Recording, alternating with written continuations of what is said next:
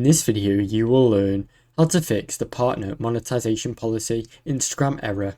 Review the Instagram partner monetization policy. Carefully read Instagram's guidelines to understand why your account may not meet the monetization thresholds or requirements. Check your account status. Ensure your account is in good standing, with no active violations, no content strikes that could block your monetization. Update your content. Remove or edit posts that may violate monetizational policies, including copyrighted or inappropriate content. Complete your account verification. Make sure your account information includes your email and phone number, is verified and up to date. Reapply for monetization.